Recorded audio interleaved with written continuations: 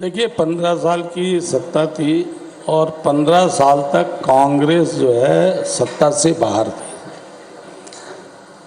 जब सत्ता से वो बाहर थे तो पूरी तरह से उनके अंदर कैसे भी सत्ता प्राप्त किया जाए, इसके लिए उन्होंने एक 36 बिंदु फ्रंट में और लगभग 274 ऐसी घोषणाएं जिस समाज में गए, जिस वर्ग के पास गए, उन्होंने जो बोला उसको मान लिया कि हम करेंगे।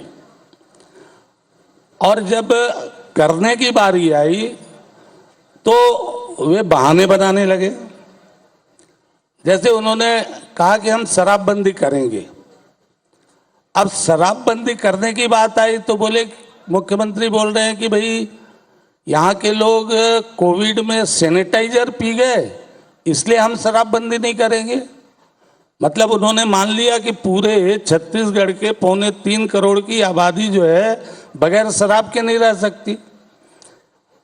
फिर उन्होंने बोला हम कमेटी बना रहे हैं। तो जब आपने घोषणा किया था तब आपको नहीं मालूम था क्या कि भाई कमेटी बनाना? तब आप बोलने लगे कि ये सामाजिक बुराई है, समाज का जागरण होना चाहिए। तो ऐसी ही घोषणाएं उन्होंने की। जैसे उन्होंने कहा कि जब हम आएंगे तो पेट्रोल पर से वेट कम कर देंगे, लेकिन जैसे ही उनकी सरकार बनी, शायद लोग भूल गए होंगे, 2019 सितंबर में उन्होंने 2.5 रुपया पेट्रोल पे और 2.5 रुपया डीजल पे बढ़ा दिया।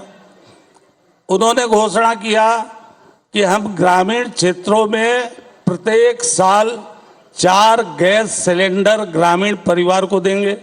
आज 5 साल निकल गया, 4-5 20 सिलेंडर में से 1 सिलेंडर नहीं मिला। उन्होंने घोषणा किया कि 10 लाख नौजवानों को हम 2500 रुपया बेरोजगारी भत्ता देंगे। अभी कल ही पेपर में आया कि 147 करोड़ रुपया उन्होंने बांटा है। अगर 10 लाख बेरोजगारी की बेरोजगारी भत्ता 2500 से देखें तो 15,000 करोड़ होता है। तो 15,000 करोड़ देने का वादा किया और 147 करोड़ बांटे। पीएससी में जो अभी हुआ है, तो ये सारी चीजें, मतलब ये बहुत बड़ा आधार बन रहा है। 15 साल हमारी सरकार थी, लोगों को लगा कि कुछ नया होना चाहिए, नया देखना चाहिए। और जब उन्होंने देखा कि भाई ये तो जो हमारी सरकार थी, हम लोगों ने 1 रुपया किलो चावल देने का गरीबों का हम लोगों ने चालू किया। किसानों का 0% इंटरेस्ट पे ब्याज देना हमारे समय चालू हुआ। हमारे समय 4.5 लाख पंप एनर्जाइज हुए, जिसके कारण सिंचाई क्षमता में वृद्धि हुई। और पीडीएस सिस्टम को जिस तरीके से हम लोगों ने चलाया और धान खरीदी, इन्होंने कहा था हम लोग बोनस देना प्रारंभ हम लोगों ने किया था। पहले 50 रुपया, फिर 100 रुपया, फिर 300 रुपया, और 2 साल का सिर्फ हम बोनस नहीं दिए, उसको इन्होंने इशू बनाया और इन्होंने कहा था कि हम वो 2 साल का बोनस देंगे, लेकिन आज तक उस पर चर्चा तक नहीं कर। लेकिन चंद्रशेखर साहू जी, मैं आपसे इसी से जुड़ा सवाल करना चाहूंगा। कांग्रेस पार्टी के तमाम नेता ये कहते हैं कि हमने जो वादे किए वो सारे वादे हमने पूरे कर दिए, चाहे वो किसानों की कर्ज माफी की बात हो, चाहे वो धान खरीदी के संदर्भ में बात हो।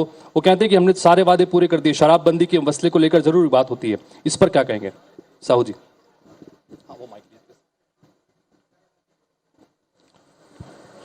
सबसे पहले तो मैं 15 साल के सफ़र में आईबीसी परिवार को बहुत बहुत शुभकामनाएं देना चाहता हूं।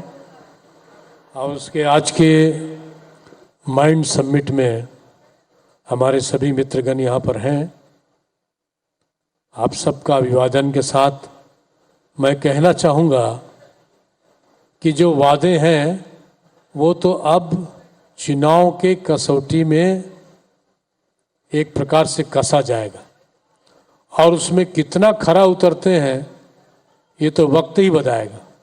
लेकिन ये तथ्य है कि जिन वादों पर वो लोगों से मैंडेट उन्होंने हासिल किया था, जनादेश लिया था, वो पूरी तरीके से उस जनादेश का अपमान किया है। यदि विश्लेषण किया जाए, कोई भी निष्पक्ष पॉलिटिकल ऑब्जर्वर यदि उस चीज को देख ले, तो उसमें से अधिकांश वायदे इनके पूरे नहीं हुए, अधूरे हैं, और किसी किसी वायदे को तो भूल भी गए। साहू जी, आप विधानसभा में भी उन्होंने कहा कि हमने ये स्वीकार कर लिया, हम ये नहीं करेंगे। तो व्यास जी, साहू जी, आप चूंकि इससे पहले कृषि मंत्री की जिम्मेदारी भी संभाल चुके हैं जी, और वर्तमान सरकार जो है वो लगातार ये कहती है कि हमने कृषि के क्षेत्र में और किसानों के क्षेत्र में जबरदस्त काम किया है और किसानों की आय भी दोगुनी हुई है, यहाँ पर खेती का रकबा भी बढ़ा है इस 4 साल के दौरान, 5 साल के दौरान, और रिकॉर्ड धान की खरीदी हम कर रहे हैं। आप किस तरह से देखते हैं, चूंकि आपने भी ये मंत्रालय संभाला है? देखिए, खेती का रकबा तो घटा है, ये तो आपके रिकॉर्ड में है, विधानसभा के जवाब में है, और जो लैंड रिकॉर्ड के जो रिकॉर्ड है उसमें भी है।